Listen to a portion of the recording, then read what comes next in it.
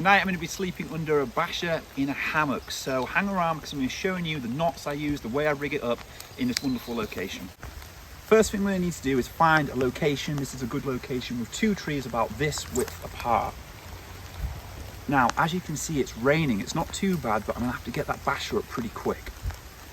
Anytime we go out into the woods, if we are going to be camping, of course, it's always a good idea to have your basher ready to hand. So that's why I've kept it in the top part of my rucksack here.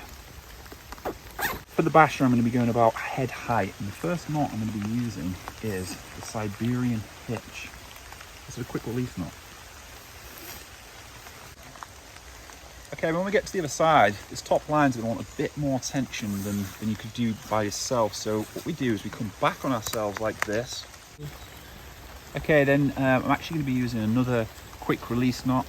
So I'm just going to pull this through, like a loop like so, and then I pull another loop through. That is a quick release knot. Any excess, you should always do a little butterfly call so we've not got things that we can trip on that are dangling around. Okay, I've got these tensioning knots across the top here, and I'm just going to pull this across like so and get it in the middle. And it's good. It's very important to have these and get the tension across the top. You'll see why later. Next thing we're going to do is we're going to get a pole like so, and we need to pay attention to this because I see people getting this quite wrong. We're going to pull from that corner over there, or sometimes people pull from the middle, but it is important that we create an X. When people don't, it gets that funny sag in the middle. Okay, then what we're going to do is we're going to go round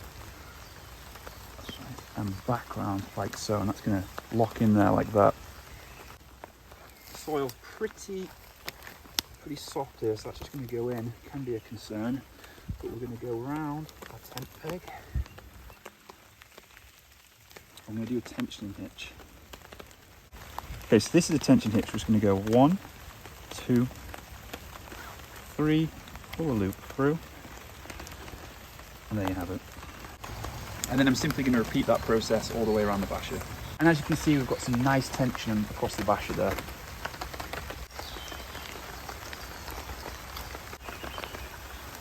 Next on the list is the hammock. And for the hammock, I'm simply going to do a timber hitch. So we're going to go over. You really can't go wrong. Just go 1, 2, 3. This has also been called the bowyer hitch because on a lot of traditional bows, that's the one you use.